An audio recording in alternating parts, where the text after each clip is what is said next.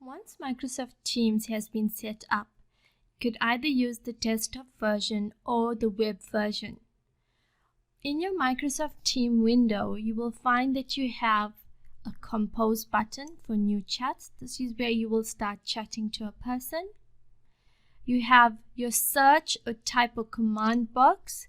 This is your universal search or your command. So if I have to say at Narod, it will pick up Narod's name. On the right hand side, you have the name of your organization. Then you have your profile. Some of you may have your picture installed. Some of you may just have the initials of your name. If I click on this option, I have my status.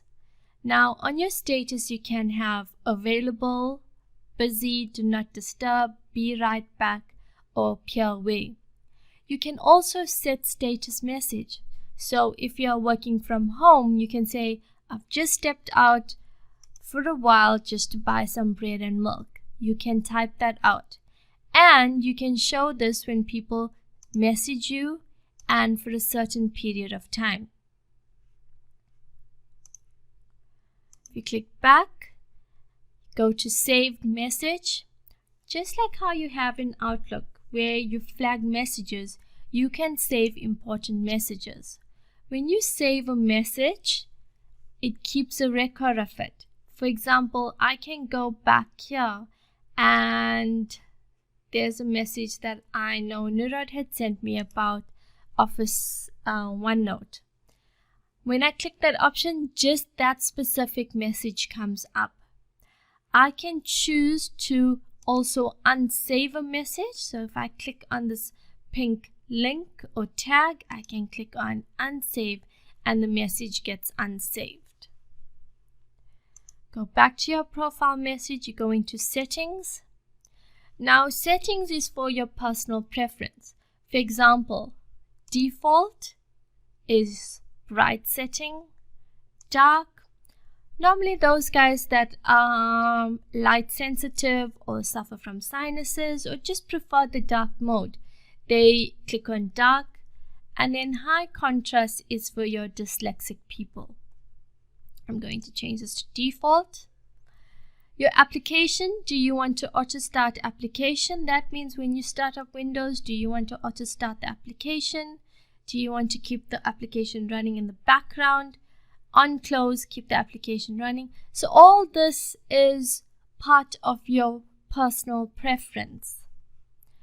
Privacy and permissions. This will be set mainly by your IT administrator. They will either tick this globally or you can tick it as well. Notifications. Now I have notifications set as banner and an email.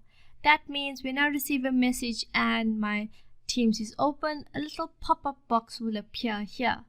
And if it's closed, I will also receive an email to say, so-and-so sent me a message. Do you want to reply to it? So again, look at these options. This is for personal preferences as well. Devices. If you know that you are going to be making any calls, you're going to be doing video meetings, you can test your calls, you can set up your camera and test it as well. Calls is also, you will find the option is available as a third-party tool. For now, those of you that don't have this activated, you can dial within your chat group, within your Teams. If you have the third party installed, you can dial landlines, you can dial cell phones, but chat to us. We will be able to assist you with that. Under your profile again, you have your zoom in, zoom out, so you can choose how you want to zoom in and out. You have different keyboard shortcuts because who doesn't like keyboard shortcuts to work faster? You also have the option to check for updates and download the mobile app. Now check for updates, normally just updates in the background.